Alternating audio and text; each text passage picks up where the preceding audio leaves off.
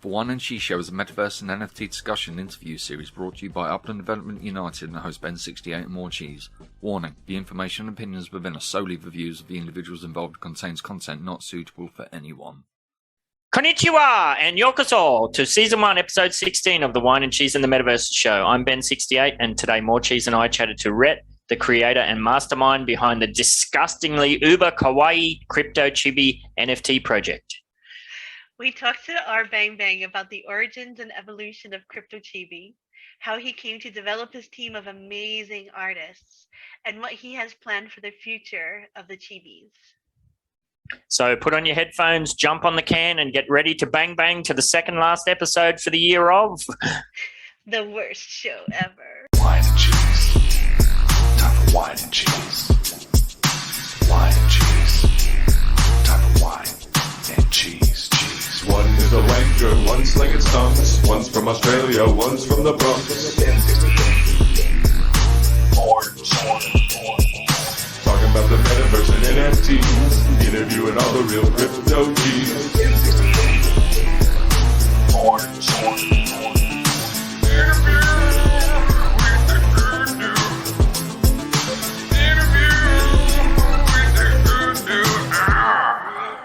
Come ahead, get your pinky up. Talk wine and cheese, motherfucker. Hello. hello. What are we up to now? 16, I believe, and I'll apologize right from the get-go because I'm pretty sure I got some crappy audio issues going on, so apologies for that. But yeah, 16. 16. What are we doing? How have we been around for so long? Let's get right into it. So this is the second last one for the year, and we've got there's a pretty good one today, and we've got a massive one lined up for the last one for the year too. So hopefully that all pans out. Yep. Should we do our wines real quick? Go for it. All right. I have two wines. One of them has to do with immersing. So yeah, like immersing, you have to talk better. You have to actually talk to everybody in your Discord. Like I ask questions, I get ignored. The regular people try to answer me, but they're not admin or mods. They don't know everything. I recently went back into Immersi, and there were a lot of updates that was exciting to see and whatnot. And I'm walking around and I noticed that my avatar was changed back to default, which is a male. So I'm trying my best to change it back to female, and all I could do is change hat, change clothes, change tool, but I can't change my gender, which I was able to do before. So I asked in a Mercy chat and crickets. I asked again, crickets. Like, come on. And then the last time this happened to me, I was trying to kind of,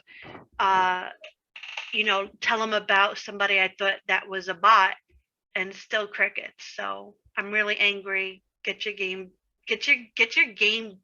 face going, Grr. And my other one, good. which you can attest to, is the Upland Bronx. The less I say about Upland, the better at the moment. After the rug pull they just did on the Christmas competition and all the rest of the drama. Yeah, they did you dirty. I'm going to bite my tongue. They did you dirty. And don't get us wrong. We love Upland. We love our investment. But stop doing your people dirty, Upland. Come on, this is BEN68. He worked. It's not that. No, but you worked really freaking hard on that video. It was well done. You put in time and effort for $5. Oh well, I wasn't expecting anything, to be honest. But it's just the way that and the wording that they used. I wish they'd just come out and say, look, we've got hands full dealing with this Bronx issue, so this is not a priority. I wish they'd just say that instead of, they play around with these terms. Loose terms, vagueness, no thanks. Like, how hard is just putting up videos and having people vote on them? Well, it's not hard because they had the technology. It was all in place for Halloween 2020. So, I purely think it's just a manpower issue. That's all hands on deck trying to deal with the absolute, I won't say the word, drama that's associated with the Bronx release. Over to you. Otherwise, I'm going to go down a rabbit hole I don't want to go down. All right, so to finish off our wines, like if you're gonna do a stress test, open 2 places in the Bronx, not just one. That's crazy. I know it's supposed to be stressful, but it's too stressful for me. Anyway, we have some good stuff to talk about. We have some Amazon news, why wax has been going up lately, and there's like something that happened recently, but something that happened before, which is Amazon invested in the Dibs sports activity card marketplace, and Dibs is powered by the Wax blockchain. I'll just bring up a screen share too for the price of wax. Now, assume that article probably released around the 16th of November, was it? Or the 15th? I wonder when the news on that dropped. Let me see if I can get a date while you're talking. Yeah, I bet you it was probably maybe the 14th, something like that, because we've had a skyrocket in the wax price. It jumped up. Actually, the 8th. When was it? The 8th. 8th of November. December. 8th of December. Oh, well, that's interesting. I thought it must have been a I while think, ago. Something else caused that previous spike. Oh, yeah, here we go. Yeah, the this 8th of is the December new is this spike. big. This is that big green candle there. Yeah. But it didn't stick around with, the big red candles back down again. Well, with news, there's always a pump and a dump, but I just kind of feel like this is the beginning of. Yeah, of I might more and actually more look news. into that. That seems like a pretty good entry point coming up. Oh yeah, definitely. A lot of support there, just around the 50-cent mark. So interesting. I was also reading about OKEX. I don't know how to say it. OKEX Blockchain Ventures partners with Wax as well. So like a lot of people are betting on the Wax chain, which is awesome. Like the Wax P token purchase, like I don't know. And they purchased like a significant position in there too. So I just Very see cool. the Wax platform growing substantially, and if you're in it, you're gonna win it. And of course, we got to do the ubiquitous, not financial advice disclaimer. Oh yeah, that's true. We got Dub and his fanciness. DYOR, DYOR. Now, just a little bit more about this Block Dream Ventures. They want to get in like to the Wax chain because of the gamification of it. Like they want to get in for competitive games, like kind of like the closed loop incentives for all participants, like tactics for sustainable growth. Like it's just nice to see, everybody is like, oh, ETH this, ETH that, all the big boys are in ETH. Well, we'll see, like, maybe the big girls are in Wax. And the big boys will come on over. We'll see what happens. Yeah, I'm just having another look at this Dibs article. It's interesting that it's a company that deals with the physical collectible cards as well as the NFT space. Oh, really? So that's kind of very interesting, yeah. Yeah, that's one of those services where you can send them your cards and they, verify it and all that sort of stuff. Oh, nice. Interesting. Yeah. So I think that pullback from that price is very interesting. All right, yep, I'm definitely going to dig into that a bit more myself. What else you got for us? Okay. Tales of the Crypto came out with their big drop. It was 6 demons. If you collected all 6 demons, they give you a Satan drop, and it's really freaking cool.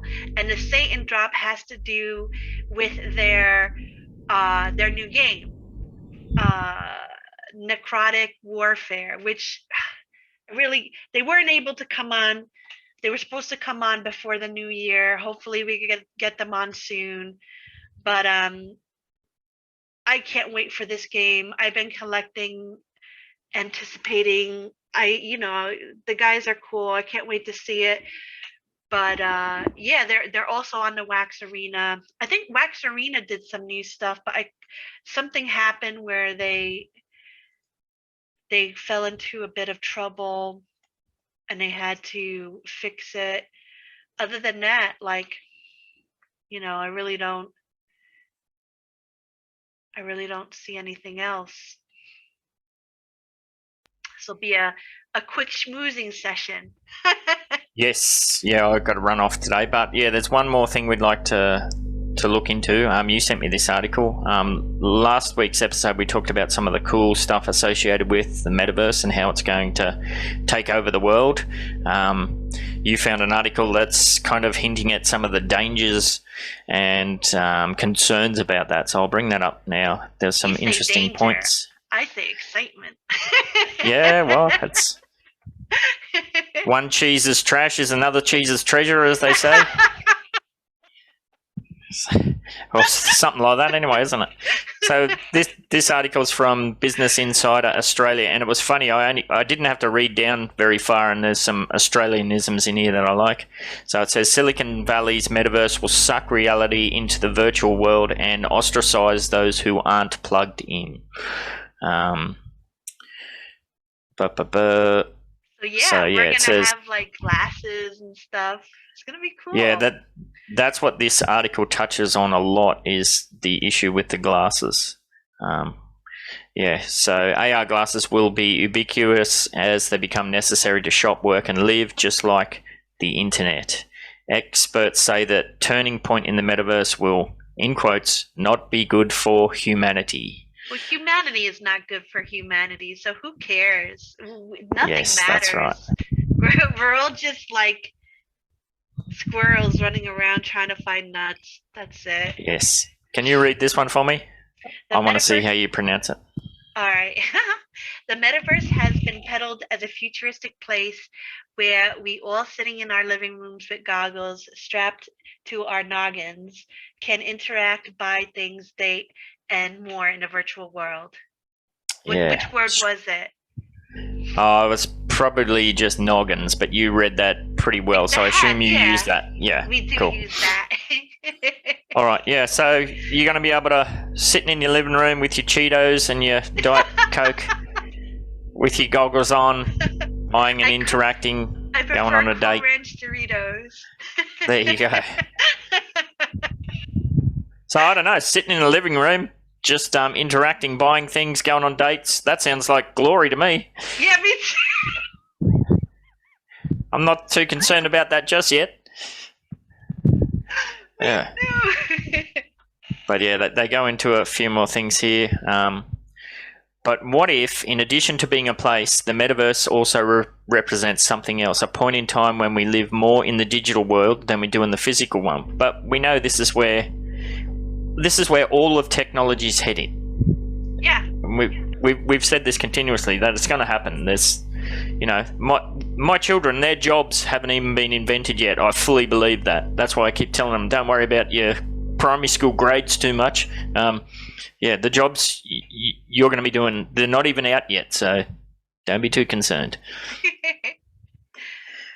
They're going to be like rich off of all of your Upland investments. We'll see. Yep. Yeah, and they double down on this. It will not be good for humanity.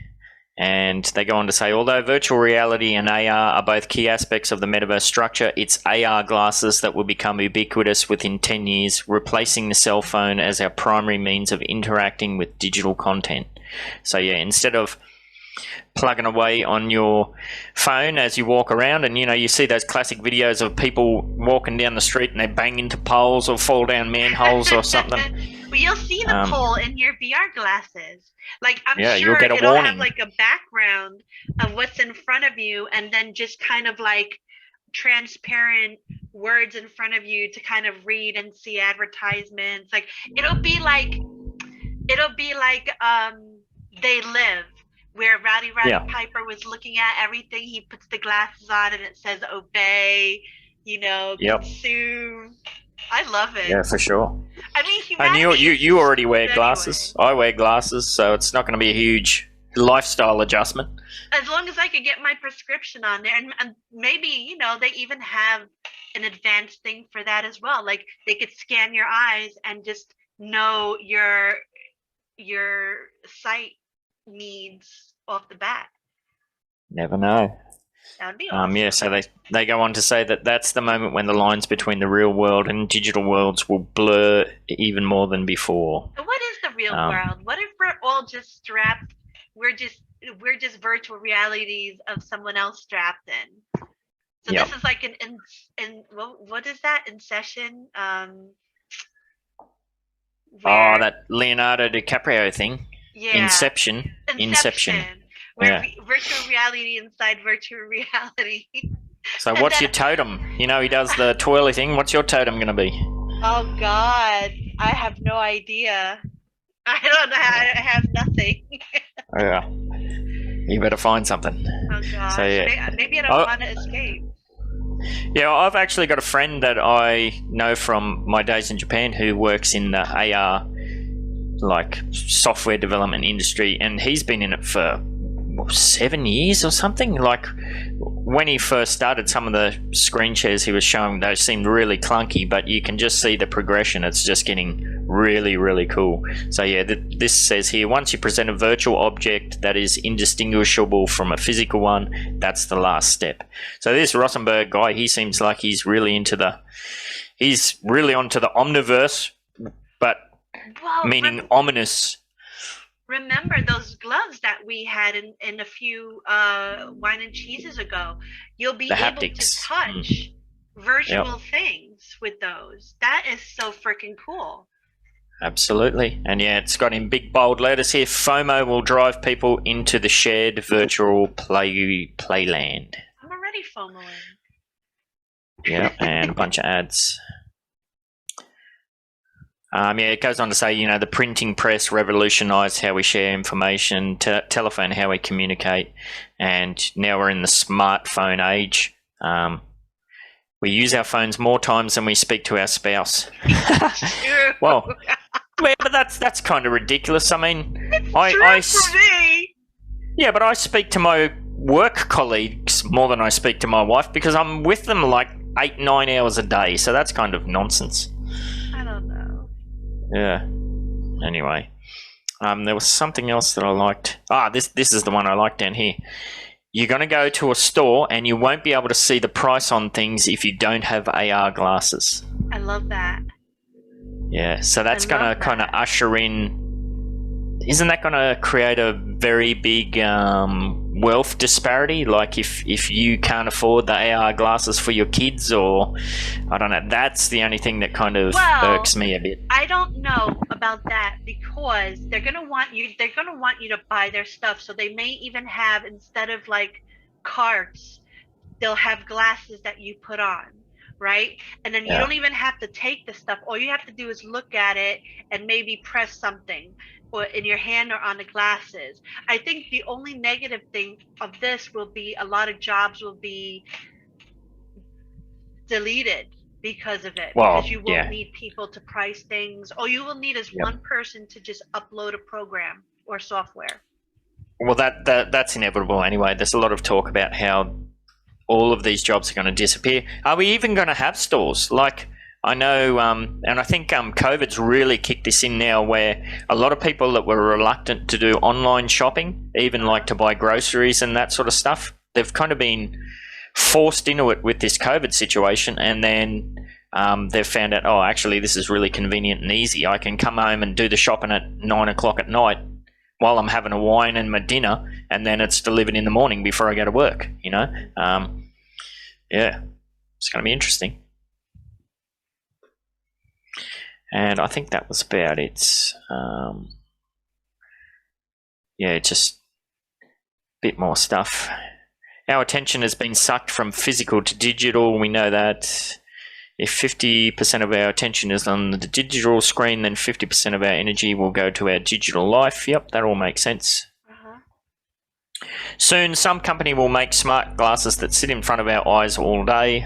Yep. And we'll go from 50% attention on screens to 90%. That's the moment in time where the metaverse starts. Because, this is a good one, at that moment, our virtual life will become more important than our real life. Now, it already is.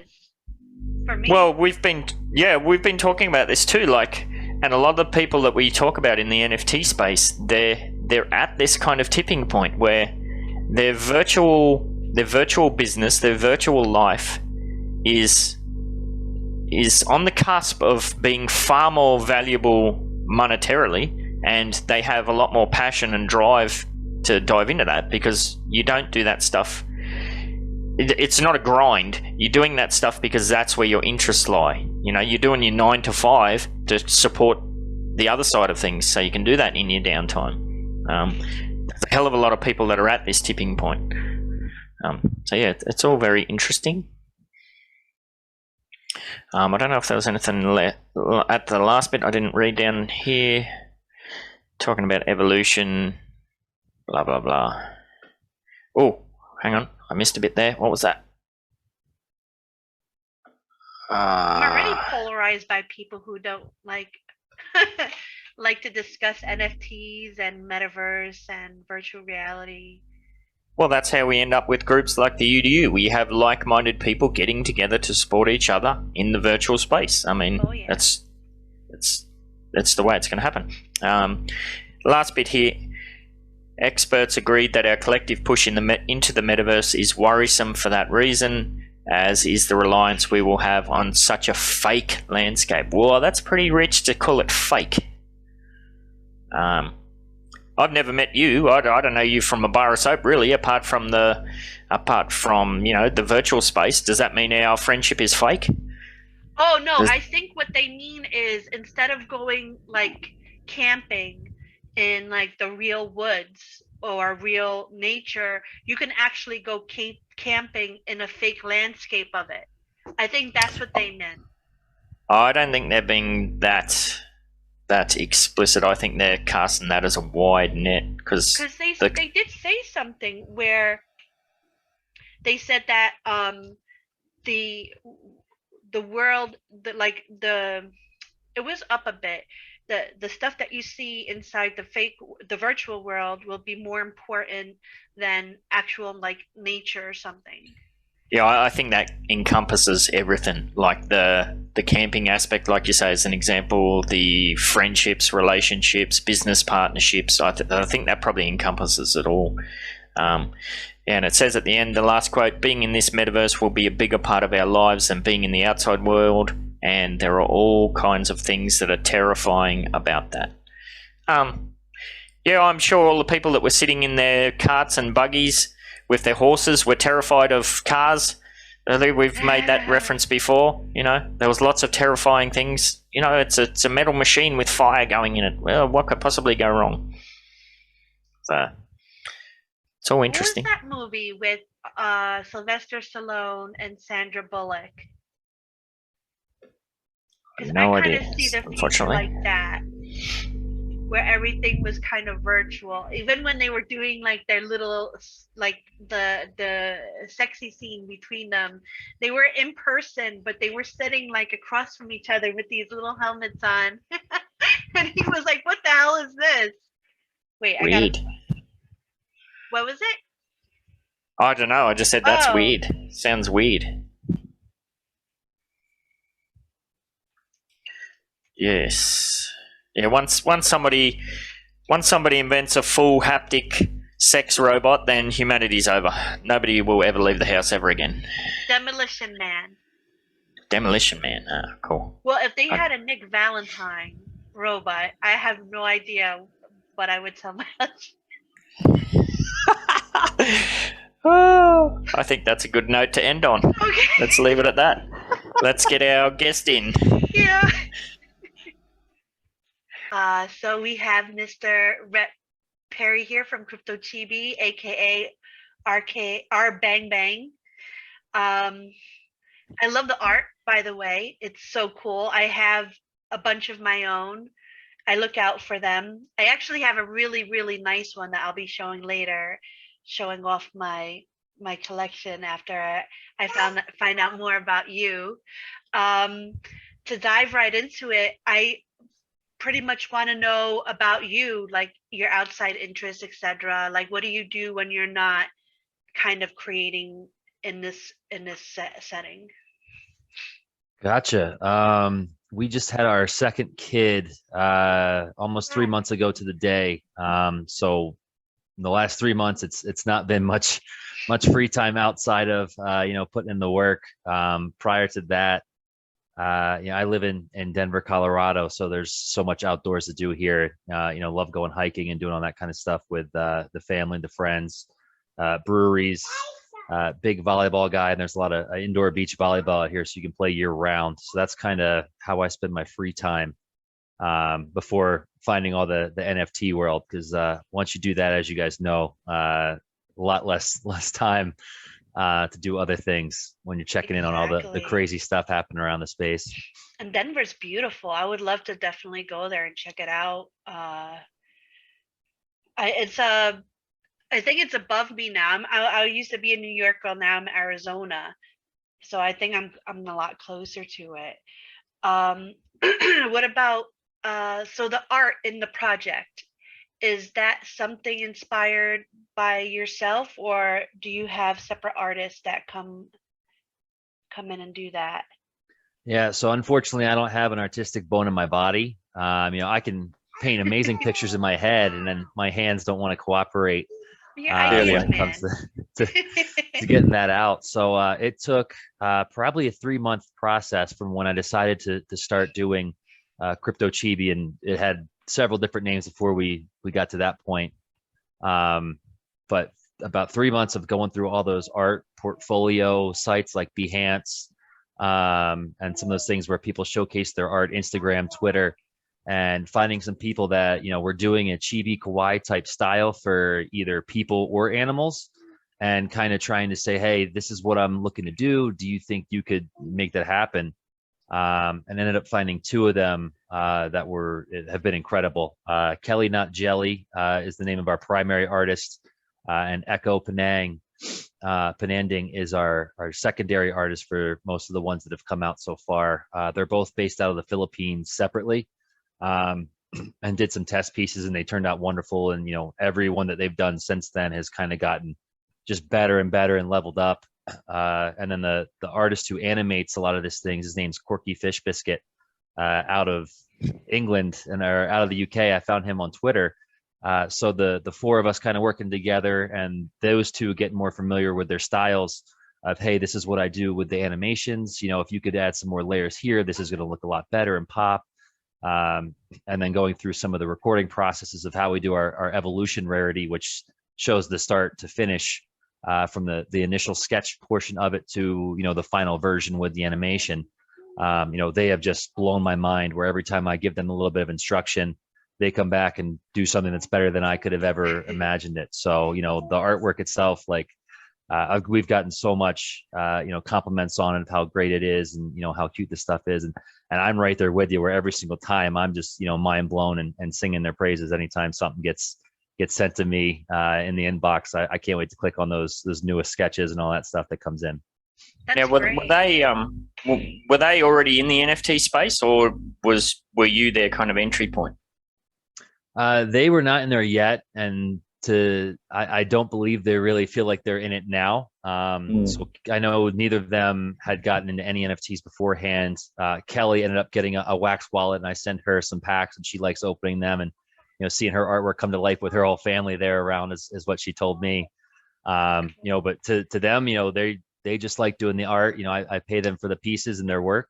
And that's kind of their extent of it. I don't think any of them really deal with the NFT side of it, other than Corky Fish Biscuit, who's had some pieces on Tezos and was dealing with some things over there. But he's definitely kind of migrated more to the wax side, since we've both been immersed in this with Crypto Chibi.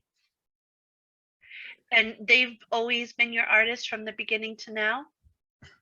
Yeah. So we've actually been interviewing or test piecing a couple more artists, trying to just find some more support for them. Because as these have gone on, they're like, oh, I could do this better. I could do this better. I just need to put some more time into it. So I'm not one of those people that's ever going to, give a deadline or, rush them or say, hey, just submit what you got because we got to send it in. So I don't put any kind of boundaries or limits on what they're doing. So just kind of looking for a little bit more. But so far, it's always been Kelly and Echo, and then with Quirky doing all the animations. And are they like hobby artists, or is this like their full-time profession? I believe they're both just freelancers. I tried to look into getting Kelly a full-time job doing just crypto chibi because she told me recently, she wants to get her parents are forcing her to get a full-time job. And she was like, it's not about the money. We just need X, Y, and Z over here. So she's like, I'll continue to do it freelance for you. Same with Echo. So they have other stuff that they're working on as well, which I wish they didn't, but completely understand it. Oh, and I can see you've got a chibi there booping in the background. Yeah, when we agreed to do this, she was supposed to be in daycare, and then she got sent home yesterday, and so she's with me until Friday. Oh, good. So have you noticed from when you started up until now a sort of kind of evolution in your project so far? And where do you see your project kind of going from here? So a two-parter. Yeah, definitely. When I got into NFTs and specifically the wax space, it was probably, coming up on a year ago, maybe the beginning of January. So, was diving around in a bunch of other projects at the time, huge fan of Bitcoin Origins, which is a lot of inspiration from a couple of different versions of ours. Blockchain Heroes and Joel and Travis from them, the Bad Crypto Podcast, the Nifty Show, they've been huge influences and helps on, getting into starting a project. But back then, everything was essentially, just collectibles and then just seeing some cool art was like, all right, this is an NFT, this is great. And you're getting the space. And then, fast forward to just 2 months later in March, and now all of a sudden, blockchain games are out and, things are progressing. And then another 2 months down the road, it's only May by that point in time, but now it's just, there's a million things that you'd never heard of, even though I've been dabbling in the space every day. And so the possibilities are just kind of just growing every day and expanding. And so for us, this was essentially going to be like a Pokemon card, tribute from our side, just, kind of doing that sort of thing. And then, fast forward a little bit more, there's a lot more opportunity you can do with, just NFT and other people's projects as well as your own.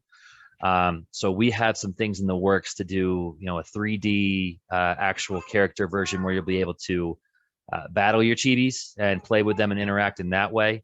We've been kicking around a breeding mechanic and a land type sale that will tie into that. We want to make sure we kind of flush those ideas completely through and work those out. Obviously by now you've seen some of those things in the space that either just didn't work out the way they wanted to, or have just been complete rug pulls or even just mismanaged where, the best intentions were there is just structured wrong. And it ends up domino affecting down on the community base that's supporting you.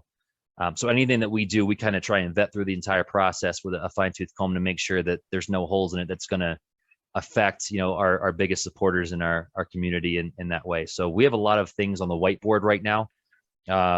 The 3D battle version stuff, and we'll be doing that in works with Immersis. So using kind of the engine they built out to kind of just port some of our own stuff in there and kind of benefit both parties.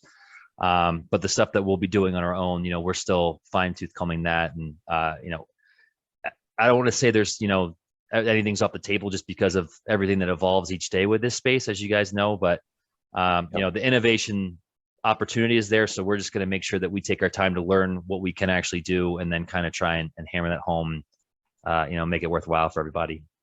Well, I'm a big fan of just art NFTs. Like, I don't need the gamification. I know some people are like, oh, does it have utility? No. Okay, bye. I personally would prefer seeing somebody who has beautiful art evolve into it on their own very slowly. That way, it's a serious project instead of a pyramid type scheme. That's what I like to consider them. Like, oh, we just came out oh, we have a token, oh this, oh that, I've never heard of you before, but like everyone is FOMOing in, like the art sucks.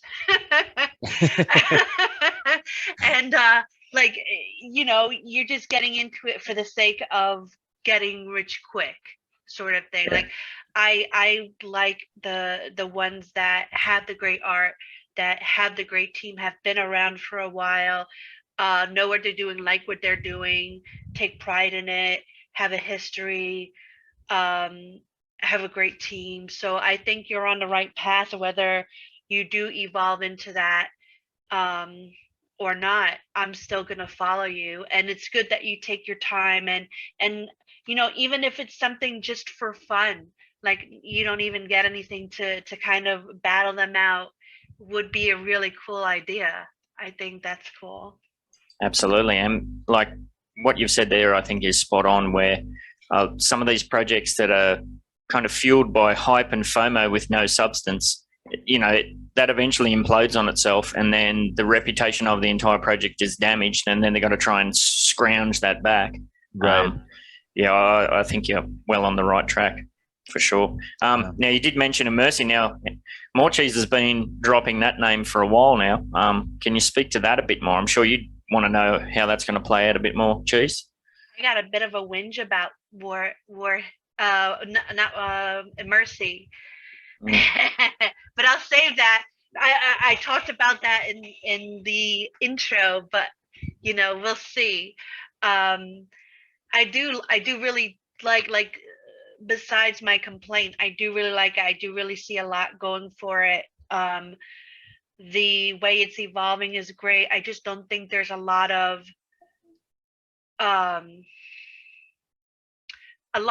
back and forth from the admins in regards to answering I noticed some people get answered, some people don't. Like I'll ask a simple question in there and like nothing, crickets. I don't think I've ever had anything answered in there by an admin, but we'll see somebody else get answered like right before and right after me. Is that in the Discord? Yeah. So little Gotcha. whinge. But on the other hand, I'd rather see great projects kind of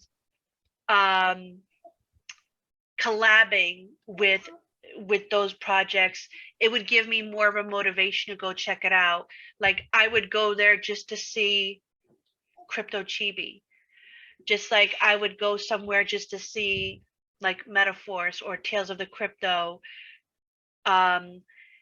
It's not about kind of like if the platform is there and I don't like aspects of it, if there's other aspects I do like, it'll bring me there. So that's actually good for Immersi and other people that you will kind of collab with. And on that note, is there anybody else you're deciding to collab with besides Immersi? We have a couple in the works now. We were kind of pedal to the metal on our own stuff to get our end of summer and fall packs out. We have some in the works right now. Trying to think of the ones I can and can't say. Well, I know Forsaken is one. Yeah, so we got accepted as a partner for Forsaken. So you will be able to earn loot with your Chibi cards just by holding on to them. They go live this upcoming week, but the partner staking won't be available for another like month plus, is the information I just heard. So all the allies, you'll have to wait a little bit to get some loot. But we will be a part of the Blockchain Heroes Retro Rebellion packs that are dropping in January. So they're doing a big overhaul for their Series 3, and they've included a ton of different community members into that. I know NFT story cards, and they named like 5 or 6 others that were doing it that I'm familiar with. But we're looking forward to getting some finalized stuff into them for that.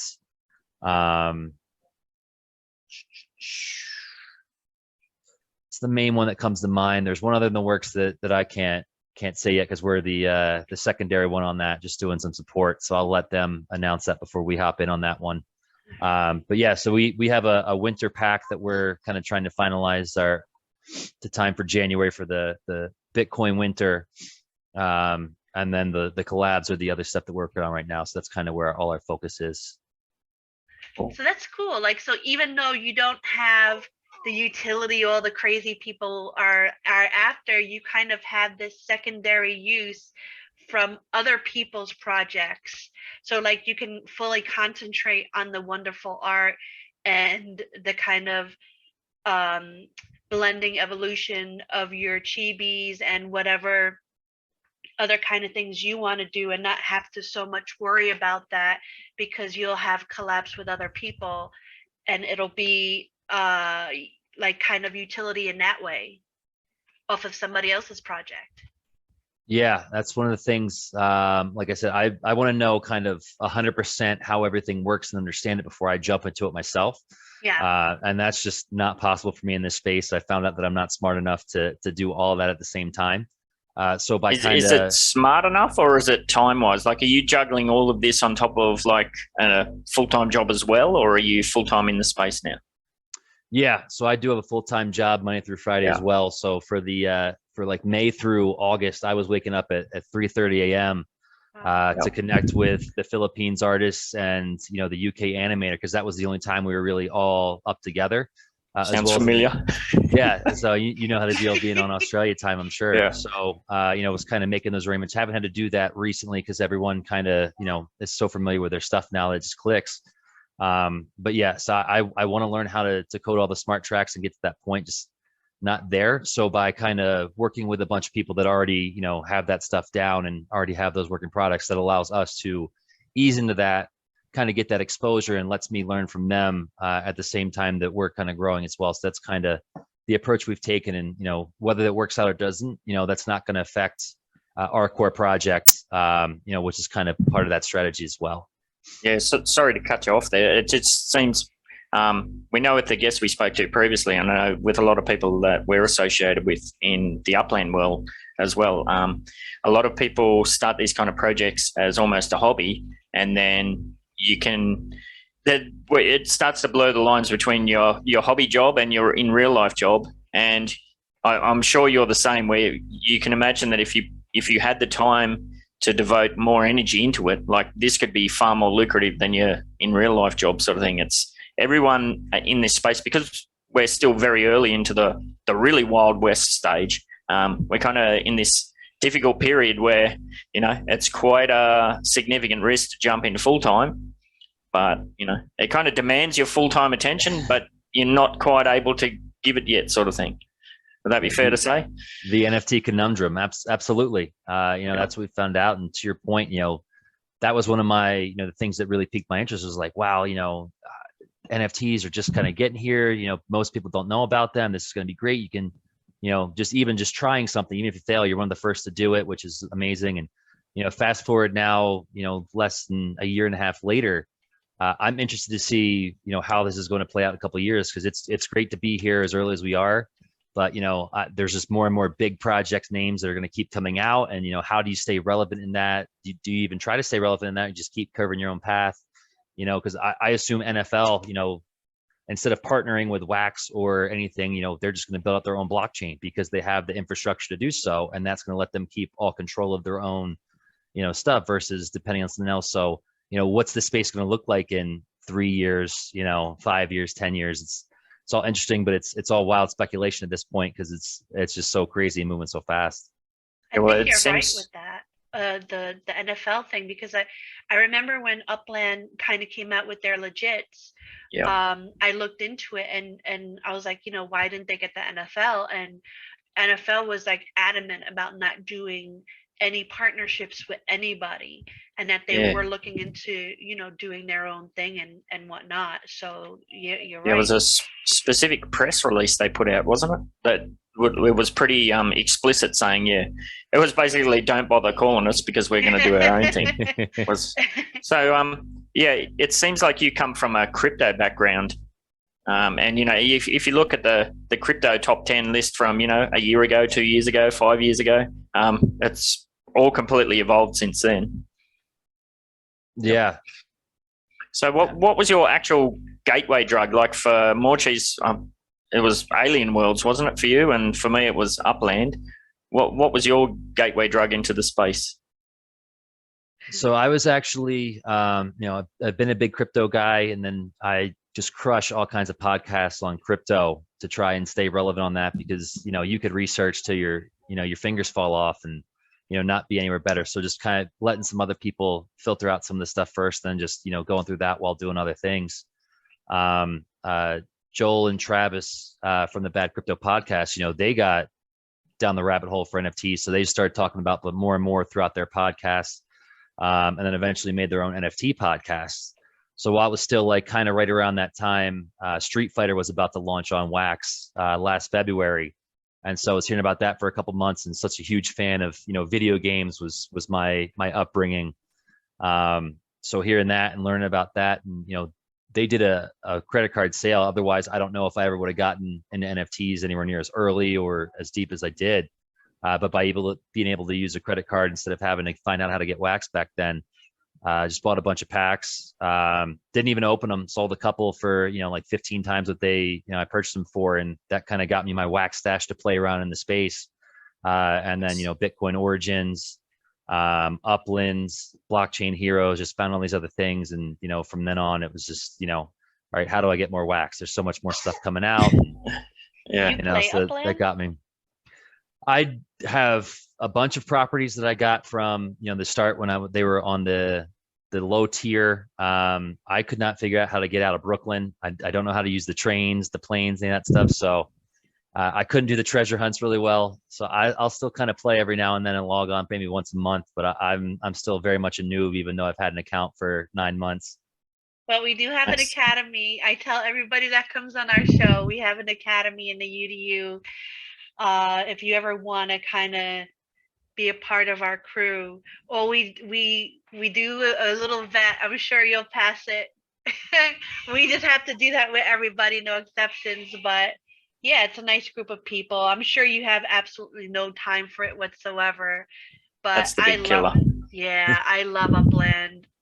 So. I still go to the bathroom a couple times a day, so I'll go through the UDU. I'll get my training wings and join that community and have you guys help kind of steer me in the right direction. You can't say stuff like that. You know why? Because I come out with an NFT for every episode to commemorate the episode.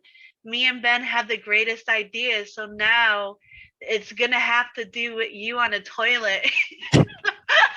Chibi version in your phone with like. Oh God. It's not it won't be very flattering, but it won't be as cute as our other works then. With your chibis all around you, just watching you go. Maybe like a chibi hand under the door.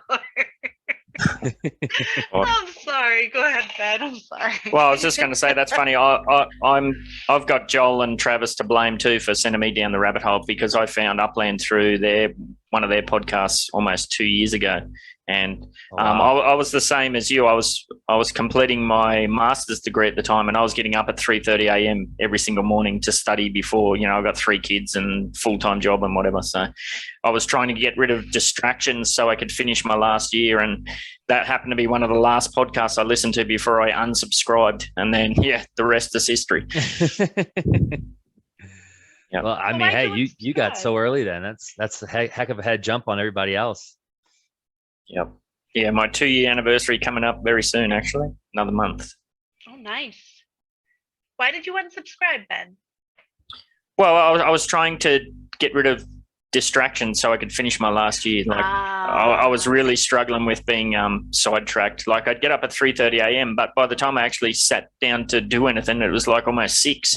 I was just wasting hours. I'll just check this out. Oh, something else popped up. I'll just check that out. So it's a time sink. It's definitely a time sink. All right. Absolutely. Well, another question for you. What other games do you play on the blockchain and off the blockchain? On the blockchain, big Splinterlands fan. I do my daily quest every morning, try and get that done before 6:30, 7 o'clock, as soon as that timer starts, so I can get that out of the way and get onto other stuff. Being in a couple of these communities, that was one of the things that was talked about, 4 or 5 months ago, as something that could be huge. And, dabble with it, but still focus on the things. And, there's so much stuff to kick yourself for, hearing about and then not following up on, or even following up on. Oh, yeah. I'll wait. And, then it doesn't take too much longer to be like, ooh, that was a mistake. So Splinterlands, probably one of my favorite ones. I was a big Our Planet fan when that was kind of in its heyday. Still crapped every now and then and get my my teeth kicked in when I go 0 for 5 on the lottery system they have now. But just kind of force a habit at that point in time. Going to be a Warsaken player when that comes out. I'm looking forward to that, and what the team's putting out there. And then I got into expansion game the last couple of months, just trying to find one more that was like pretty, had the potential to be big. Was a big Alien Worlds fan in the beginning when you could mine NFTs, and thought that was so cool. Just here's some crypto, and then here's some other NFTs, and especially the projects that you wanted to support. When you were mining on their lands and getting those ones, that was special to me. And then all the bot stuff where they'd put you in bot jail for just hitting their button exactly. That's every what happened hour. to me. So that's kind of the extent of what I can kind of handle right now on the blockchain. Halo was my main game growing up and stuff. I did some stuff on the MLG tour, not as a professional, but as like the amateur, would travel to some of those big conventions in the summer and try and play with some friends and teams. And we That's really always cool. got beat so bad by kids half our age, even though we were only like 18, 19. And then Rock Band Guitar Hero, I think that's just such a cool experience, and something I can't wait till my kids are old enough to play video games and kind of see what they're into and start joining in with them. So you're mostly, would you say you're more console or PC gamer? Console. StarCraft was really the PC game that I got into, and that was wonderful. But once they came out with StarCraft 2, and it's just all those strategy games where you have to do all that in real time, I'm so bad at it. I find something that I'm good at and kind of just hammer that. So I'm easy to lose when it comes to that sort of thing. So it ended up being the Xbox, just playing those with friends, especially in college when you got 4 roommates sitting around doing nothing. Just grab a couple beers and kill some time that way. So it just always, console was what I was more drawn to. So no Far Cry, no Fallout. No, I didn't branch out. With N64, when I had that, I tried every game as a kid. And then once I got Xbox, it was more just, the 2 or 3 that I enjoyed and just try to be the best at them. And that's where all my time went. Gotcha. Versus, playing some of those other ones and just getting crushed by all those people that, had already got to that point. Yep. Yeah, I'm the same. I typically deep dive into a few selective games, and that goes back the same again to my university days. So I was living with a flatmate, and I forget the game. It was like a shooter game. I think it was Point Blank or something like that. It's like a kind of cartoony. Is that it? Point Blank? Yeah. That sounds familiar. Yeah, at the time we only had a 30-centimeter TV, and we'd sit there drinking beers, like versing each other on this game, like sitting, millimeters away from the screen. Exactly. So we could try and get the top score. He'd go to his class and he'd come back, and I'd leave a note, sucked in, beat your high score, and yeah, it was kind of fun. But the amount of hours we spent on that game, it's just hilarious. Exactly. Looking back, it's like, God, I could have been a rocket scientist if I never played video games. Absolutely. Yep. Part of me wants to think that I am where I am now because of the video games. Like if I wasn't, I probably would be outside doing useless stuff like exercise and meeting new people. But instead, I stayed home and I did all my nerdy stuff. Oh, what's coming out? What's the newest thing? And then that's when I found Alien Worlds, and it was very, before they fixed it recently, it was a very strong learning curve, and I kind of liked that. And I watched a few videos, and there's this one guy who did a video, and I learned everything. I learned about the blocks.io. I learned about TLM and Alcor, all of that. And I was appreciative. And then I heard a few people in a group talking about Upland, and I was like, all right, I like Monopoly. I'll go check it out. Mm-hmm. And yeah. But I'd like to know, like you said, that you went through a few iterations of the name before you settled on Crypto Chibi. What were some of the other ones you were kicking around? Let's see. It was Beastie Babies was the first one I was thinking of. Oh gosh, that's And- it leaves a bad aftertaste. It was Beastie Babies. There was one other crypto creatures, maybe. It was some Right.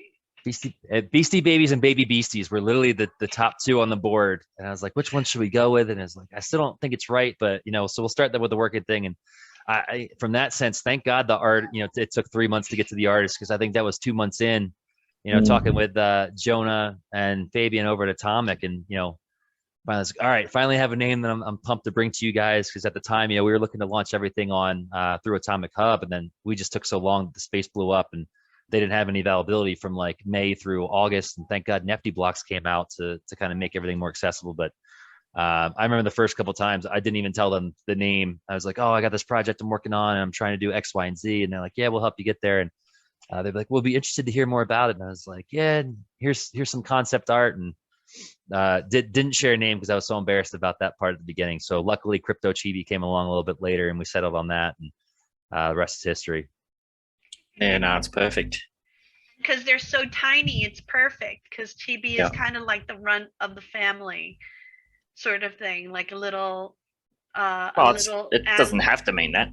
Chibi just means like child or little one. Yeah. Oh, really? Chibiko, yeah. Okay. Like a baby almost. It's one of those crossover words that gets bastardized from Japanese to everything else. Oh. Yeah, so we were referring specifically to like the art style where it's the bigger head, bigger eyes, and kind of smaller body. And one of the thoughts there too is hoping that eventually once wax and all this stuff becomes bigger in the Asian market, that might be something that gets found more easily than not, just because of how popular anime and kawaii is. Give me 1 second here. Hey, she's right. She can jump in. She can, yeah.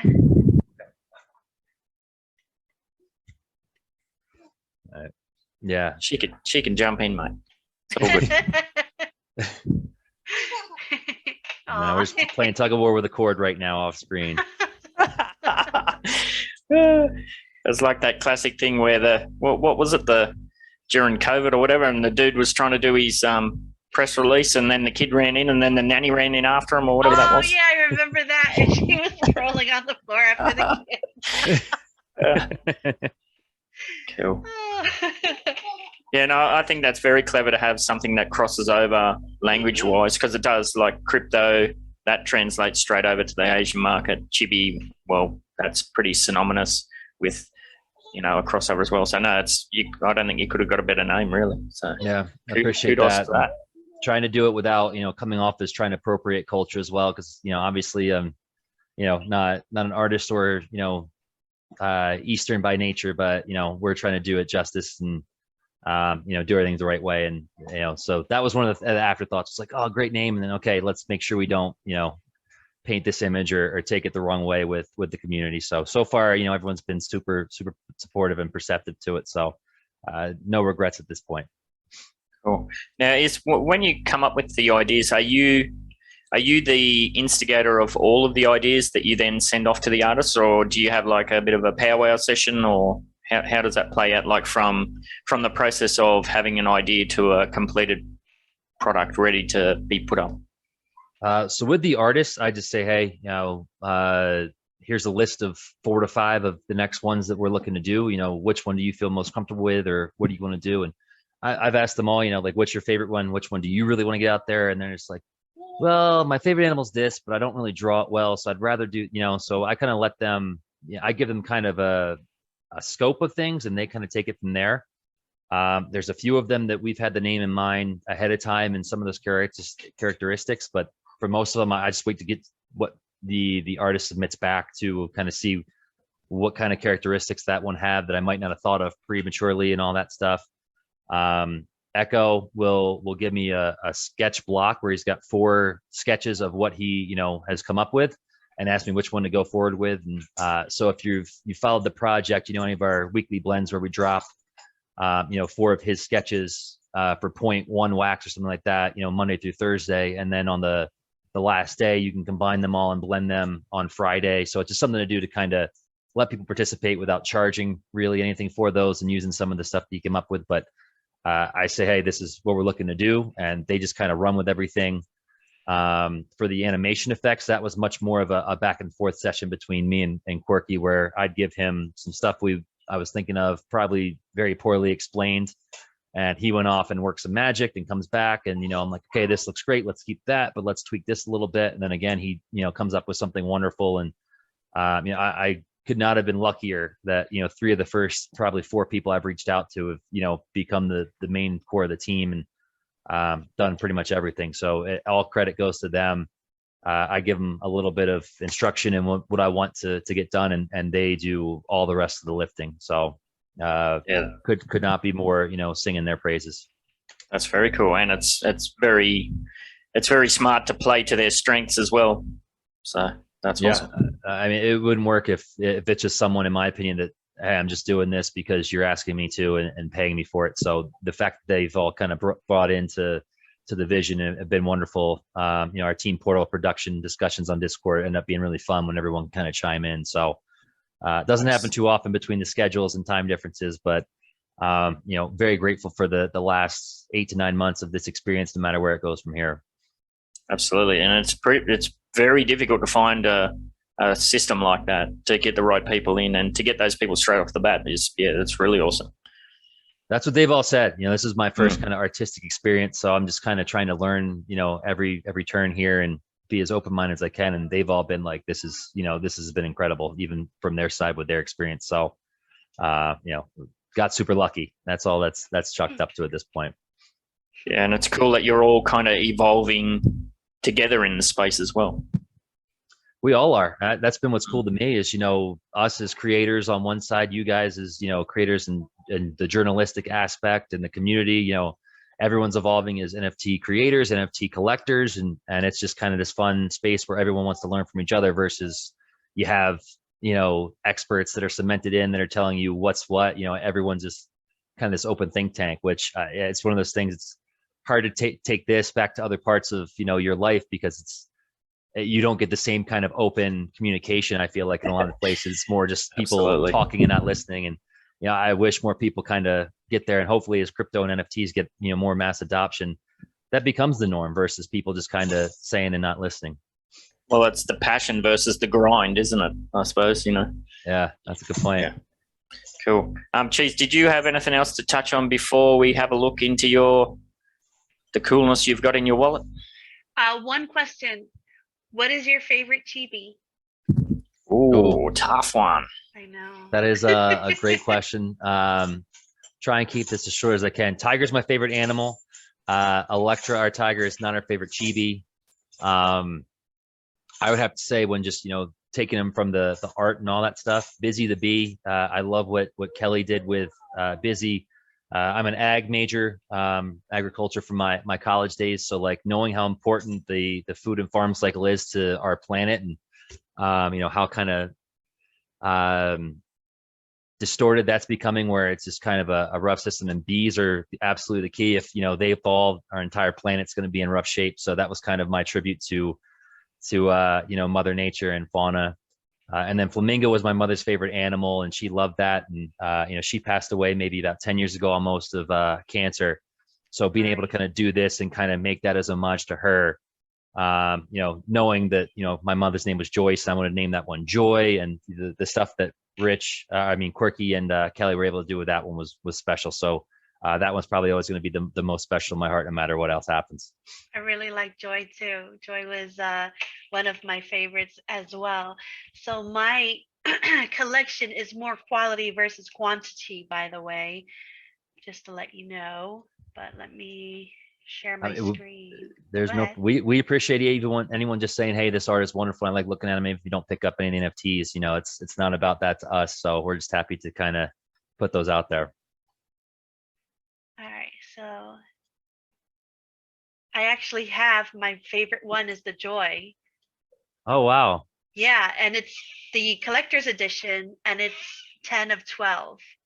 So nice. It's quite, rare and whatnot, and it's beautiful. Like, I love everything about it, just like the water, how the dots kind of are 3D, the sides, how they glimmer, and then the background, everything about it is gorgeous, and your artists are so talented. and amazing. There's a story behind this one too. Yeah. I was in I believe it was the Left House show, and I was in the comments, and somebody actually watched the Wine and Cheese and was like, and knew that I liked the number 10, because Ben and I each have our own numbers, and they just sent it to me. Oh, wow. Yeah, and I was like, I messaged them back. I'm like, listen, this, like, I saw, how much they're going for, or their values, and I'm like, this must be a mistake. I'll send it back to you, and they were like, no, no, no, no, no, I want you to have it. You have it. And I was like, you sure? And they were like, yeah. And I was like, all right. Hey, I so cool. offered, right? I have been blown away, and that's one of the things that, even in the rougher times of production, through the early summer last year, this community has just been absolutely amazing and so generous and nice just from the start, and so encouraging and all that. And I was sending out some pack opening rewards just yesterday, actually, where anyone who opens a pack within the first 7 days of a sale, we airdrop sketch cards and another type of rarity that we do. And I forgot to mint 8 of one of the type. So when I pulled them from Bounty Blocks Ascend, it actually pulled the last 8 of my own collection that would have been that as well. One of them was like an epic expansion land that's going for like 3K, and that member had no problem just sending it back immediately, without even thinking about it. So Look at that. that kind of stuff, where I made sure I sent a Chibi gift basket to them, and anyone else that reported that they got one of my own NFTs, even though the others just kind of the fun ones, made sure to send them a collector's edition and all that stuff. And it's just one of those things where everyone's just so generous. And we'll have some stuff coming up that we're going to start doing a lot of charity aspect and giving back to like wildlife type stuff now that the community is kind of able to support some of those efforts. So it's been so just mind blowing to me in such a good way that everyone how they are. And there's several other stories like that of someone just saying, hey, I heard you like this number animal, here you go, and sharing the love, and makes us want to keep getting better for you guys as well. Fans out there, Ben likes number 68. I will. Now you said something. I'll find some stuff for you, Ben. Aww. Sounds good. Ben Love. You said land. You mentioned land. That kind of like perked my ears up a bit. What's that about?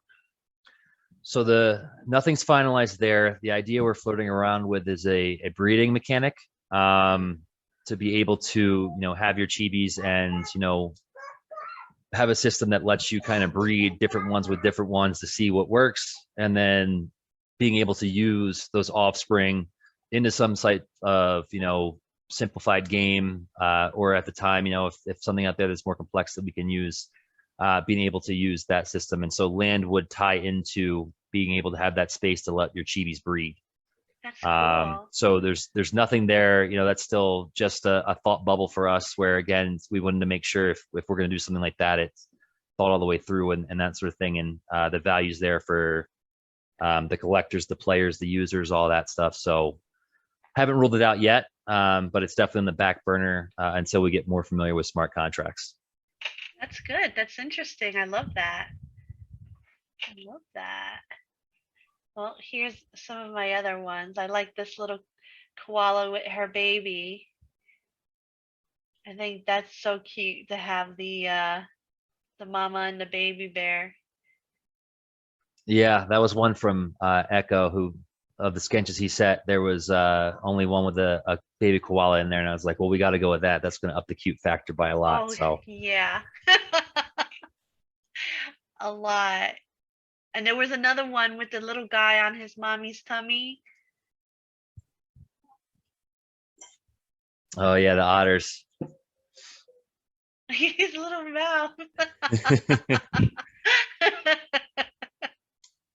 That's too much. And I loved to see it kind of getting made.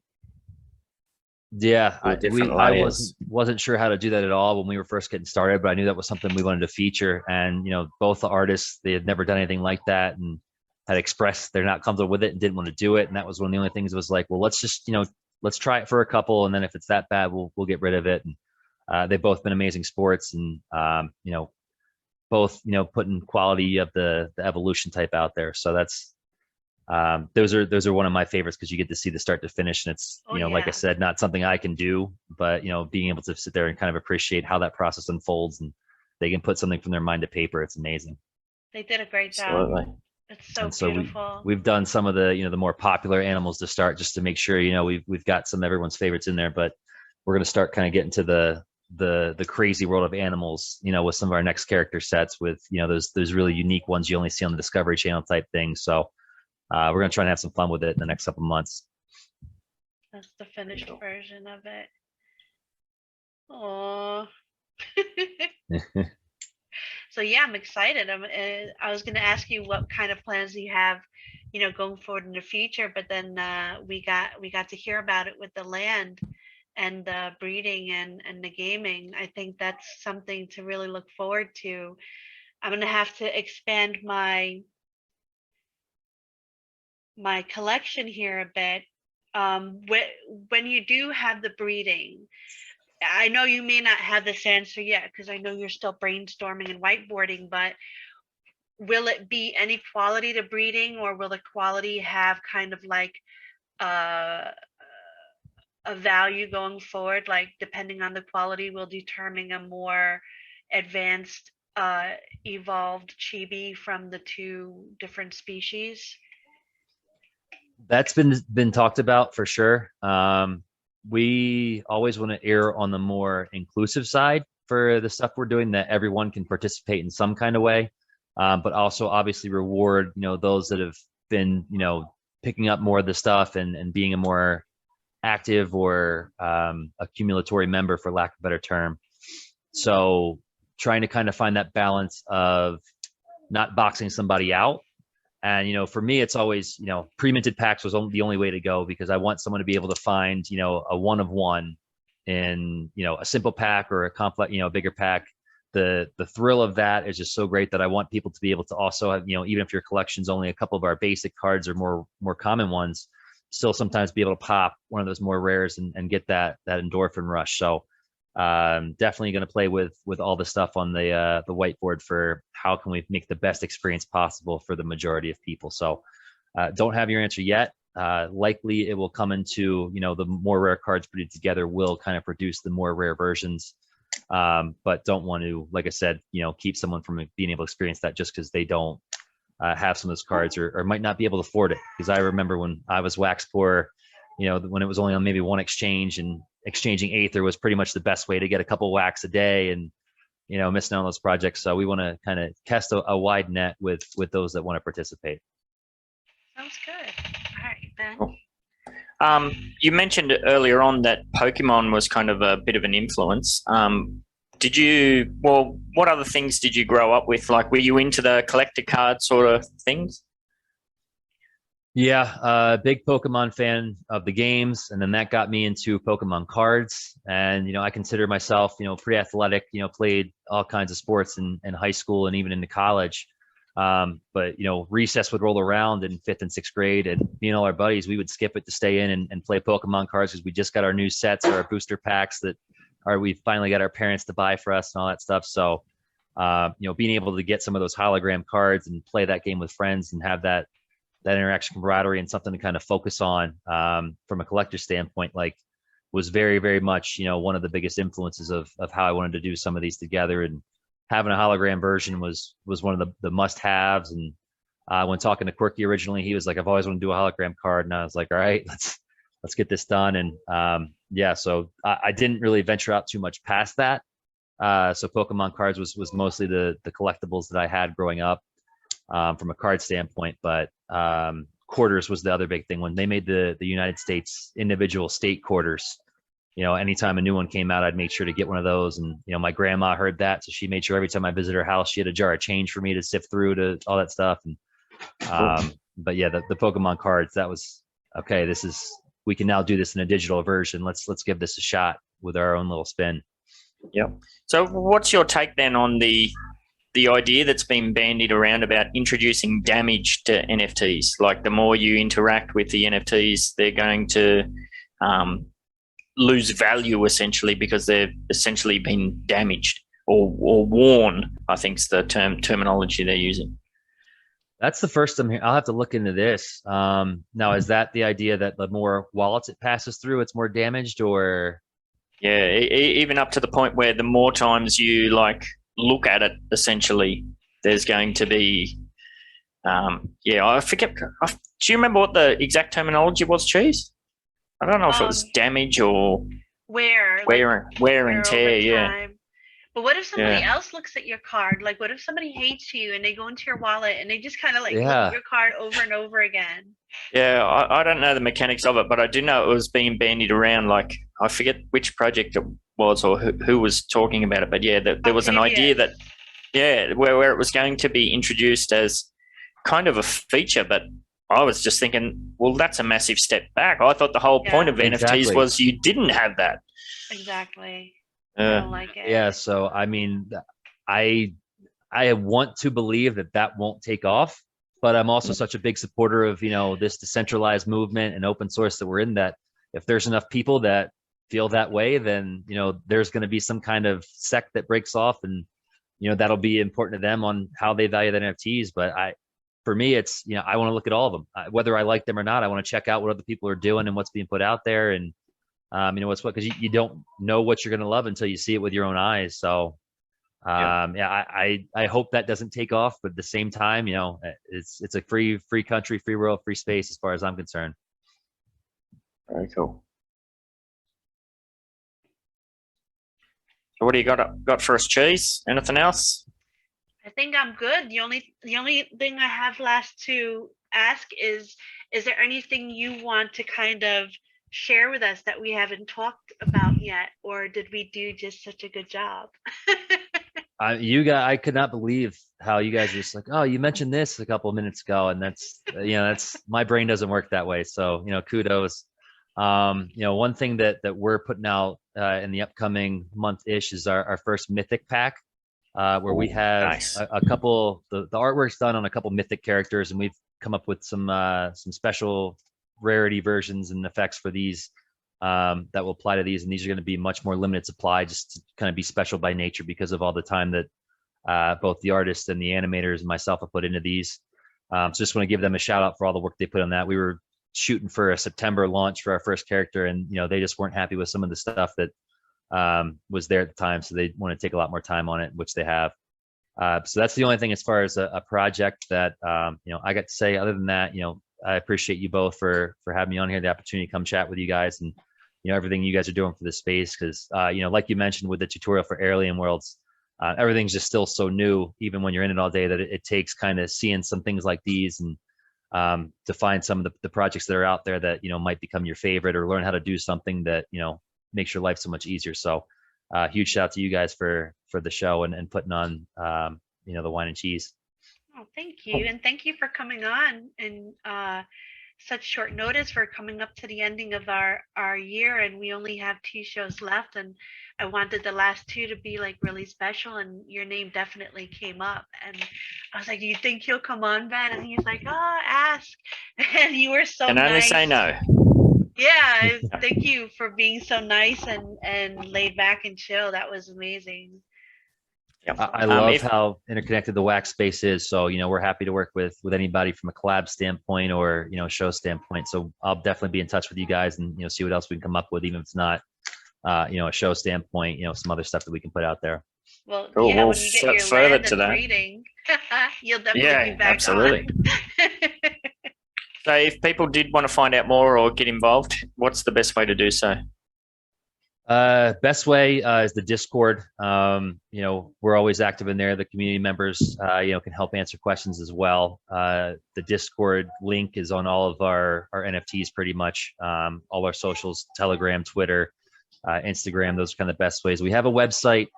Again, one of the things I have not been able to put the time I want to in with being so busy with other stuff. So it's kind of just a landing page to bring you over to the Discord. But yeah, get in the Discord. We got giveaways going on all the time, Marvel streams, some trivia stuff about the startup, and just kind of trying to make it one more spot where if you're spending your time, you know, kind of in Discords and in the metaverse anyway, might as well kind of do some fun stuff while you're there and win some NFTs. Very cool. Alrighty, I think we're ready for you to wrap us up, Cheese. All right, this is where I wrap us up. Peace. Go ahead, get your pinky up. Talk wine and cheese, motherfucker. Go ahead, get your pinky up. Go ahead, get your pinky up. Go ahead, get your pinky up. Talk wine and cheese, motherfucker. Go ahead, get your pinky up. Go ahead, get your pinky up. G'day sickos, you know what to do by now. Okay, for this episode's challenge, follow the link to the Crypto Chibi Discord and then drop a post in there that tags Morecheeese. Also mention you heard Rbangbang on the Whine and Cheese show and drop your wax address and your idea for a future Crypto Chibi animal. Later. Empire, samurai, ride on a dingo, flying through the sky. Cheese in the house, get off the drive. Hit you with the hairbrush, hit you with the knife. Evil empire, samurai, ride on a dingo, flying through the sky. Hit you with the knife, flying through the sky. Evil empire, samurai, ride on a dingo, flying through the sky. Cheese in the house, get off the drive. Hit you with the hairbrush, hit you with the knife. Evil empire, samurai, ride on a dingo, flying through the sky. Hit you with the knife, flying through the sky.